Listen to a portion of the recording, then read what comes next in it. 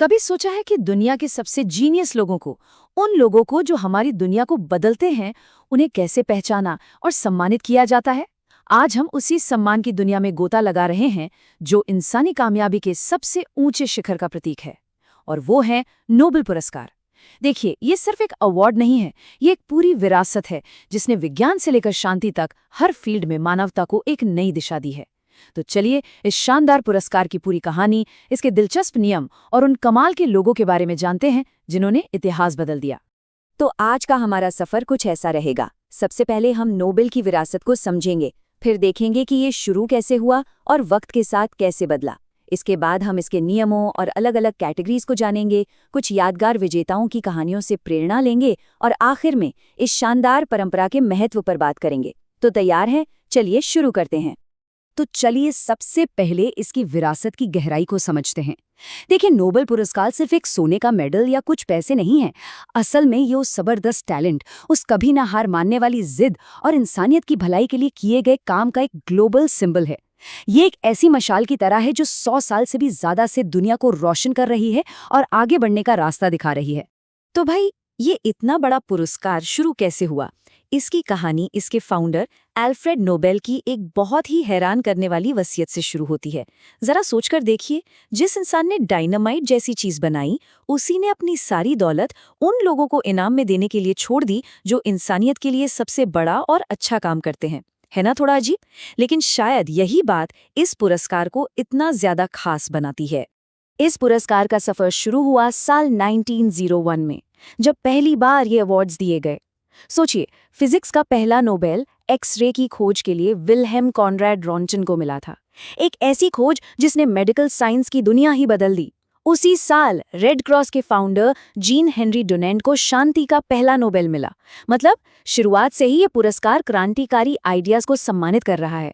फिर कई दशकों बाद 1968 में इसमें अर्थशास्त्र यानी इकोनॉमिक्स को भी शामिल कर लिया गया, जिससे इसका दायरा और भी बड़ा हो गया।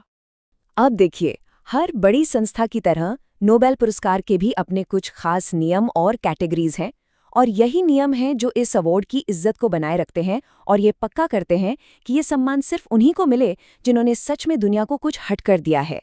तो चलिए इस पूरे फ्रेमवर्क को थोड़ा समझते हैं। तो नोबेल पुरस्कार कुल 6 फील्ड्स में इंसानियत की तरक्की का जश्न मनाता है। फिजिक्स, केमिस्ट्री और मेडिसिन, यानी वो खोजें जो ब्रह्मांड के राज खोलती हैं। लिटरेचर, यानी वो शब्द जो हमारी रूह को छू जाते हैं।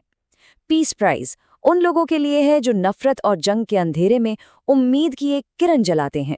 और इकोनॉमिक्स, ये उन आइडियाज को सम्मानित करता है जो हमारी दुनिया को और खुशहाल बनाते हैं।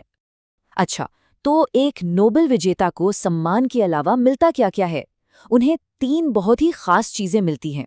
एक तो सोने का मेडल जिस पर अल्फ्रेड नोबेल की तस्वीर बनी होती है। दूसरा, एक खूबसूरत डिप्लोमा जो उनकी अनोखी उपलब्धि का सबूत होता है।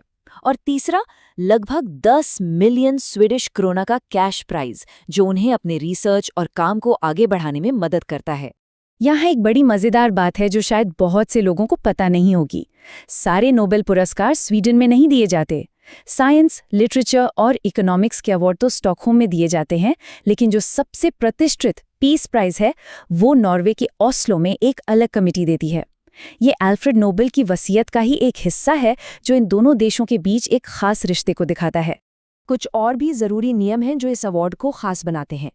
पहला तो ये कि एक पुरस्कार ज्यादा से ज्यादा 3 लोगों में ही शेयर हो सकता है। ये टीम वर्क की अहमियत को भी दिखाता है और साथ ही पर्सनल कंट्रीब्यूशन को भी पहचानता है। और दूसरा, 1974 के बाद से ये अवार्ड मरणोपरांत यानी किसी के निधन के बाद नहीं दिया जाता। इसका मकसद है कि जीवित प्रतिभाओं को सम्मानित किया जाए और उनकी उपलब्धियों का जश्न तब मनाया जाए जब वे हमारे बीच हों। तो अब तक हमने नियमों और प्रोसेस की बात तो कर ली, लेकिन नोबेल पुरस्कार की असली जान, उसकी असली आत्मा तो इसके विजेताओं में बसती है। ये वो लोग और संगठन हैं जिनकी कहानियां हमें प्रेरणा देती हैं, हमें सोचने पर मजबूर करती हैं और हमें ये दिखाती हैं कि एक इंसान अगर चाहे तो क्या कुछ नहीं कर सकता। तो चलिए कुछ ऐसे ही सितारों से मिलते हैं। तो सवाल ये है कि नोबेल पुरस्कार जीतने के लिए आखिर करना क्या पड़ता है? कौन है ये विजेता और इन्होंने ऐसा क्या किया कि दुनिया ही बदल गई? चलिए कुछ हाल के और कुछ पुराने उदाहरणों से इस पुरस्कार की डाइवर्सिटी और इसके गहरे असर को समझते हैं। अगर हम 2024 की ही बात करें तो साइंस की दुनिया में कुछ कमाल के लोगों को सम्मानित किया गया।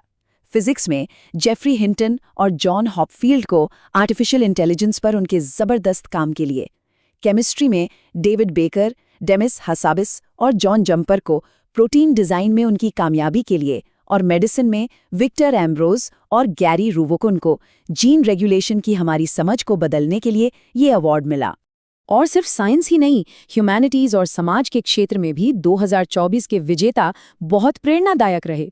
पीस प्राइज जापानीज संगठन निहोन हिदांकियों को मिला, जो न्यूक्लियर हथियारों के खिलाफ लगातार अभियान चला रहे हैं। लिटरेचर में साउथ कोरिया की हान कांग को उनकी दिल को छू लेने वाली और दमदार कहानियों के लिए सम्मानित किया गया। और इकोनॉमिक्स में डैरोन एसेमोग्लू, जेम्स रॉबिन्सन और साइमन जॉनसन को देशों की तरक्की और गरीबी पर उनकी गहरी रिसर्च के लिए यह पुरस्कार मिला। और ये बात तो बिल्कुल सच है कि महानता की कोई उम्र नहीं होती। एक तरफ है सबसे कम उम्र की विजेता मलाला यूसुफजई, जिन्हें सिर्फ 17 साल की उम्र में शांति पुरस्कार मिला था, और वहीं दूसरी तरफ जॉन बी गुडिनफ हैं, जो 97 साल की उम्र में केमिस्ट्री का नोबेल जीतने वाले सबसे बुजुर्ग व्यक्ति बने। कमाल है ना? और क्या आप जानते हैं कि अब तक सिर्फ 65 महिलाओं को ही नोबेल पुरस्कार मिला है। ये संख्या भले ही कुल विजेताओं के मुकाबले कम लगे, लेकिन ये उन असाधारण महिला वैज्ञानिकों, लेखकों और शांति कार्यकर्ताओं की हिम्मत और टैलेंट का सबूत है, जिन्होंने हर मुश्किल को तोड़कर दुनिया पर अपनी एक अलग छाप छोड़ी है। और अब कुछ ऐसे फैक्ट्स जो आपको हैरान कर देंगे। मैरी क्यूरी, जो 1903 में यह पुरस्कार जीतने वाली पहली महिला थीं, वो सिर्फ यही नहीं रुकीं। वो आज तक की अकेली ऐसी इंसान हैं जिन्होंने 2 अलग-अलग साइंटिफिक फील्ड्स, फिजिक्स और केमिस्ट्री में नोबेल जीता है। और अगर संगठनों की बात करें तो रेड क्रॉस को 1 नहीं, 2 नहीं, बल्कि 3 बार नोबेल पीस प्राइज से सम्मानित किया गया है। ये इंसानियत की सेवा के लिए उनके जबरदस्त कमिटमेंट का सबूत है।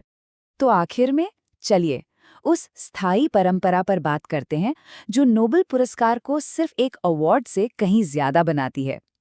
ये असल में इंसानी टैलेंट, जिज्ञासा और दया का एक सालाना जश्न है। एक ऐसा पल जब पूरी दुनिया एक साथ मिलकर उन लोगों को सलाम करती है जो हमें एक बेहतर कल की तरफ ले जा रहे हैं। हर साल 10 दिसंबर को एल्फ्रेड नोबेल की पुण्यतिथि पर दुनिया भर की नज़रें स्टॉकहोम और ऑस्लो पर टिकी होती हैं। इन शानदार समारोहों में शाही परिवारों से लेकर दुनिया के सबसे बड़े दिमाग तक सब एक साथ आते हैं। ये सिर्फ पुरस्कार देने का फंक्शन नहीं है, बल्कि ये इस आइडिया का जश्न है कि ज्ञान और शांति ही इंसानियत का सबसे बड़ा खजाना है। ये एक ऐसी परंपरा है जो 1 सदी से भी ज्यादा समय से हमें प्रेरणा दे रही है। तो हम इस चर्चा को एक सवाल के साथ खत्म करते हैं। जैसे जैसे हमारी दुनिया बदल रही है, महानता की परिभाषा भी बदल रही है। तो भविष्य में नोबेल पुरस्कार की ये विरासत कैसी दिखेगी? क्या अगला नोबेल विजेता कोई आर्टिफिशियल इंटेलिजेंस बनाने वाला होगा या फिर क्लाइमेट चेंज का हल खोजने वाला? ये एक ऐसा सवाल है जो न सिर्फ हमें सोचने पर मजबूर करता है, बल्कि इंसानियत के भविष्य के लिए उम्मीद भी जगाता है। इस सफर में हमारे साथ शामिल होने के लिए धन्यवाद।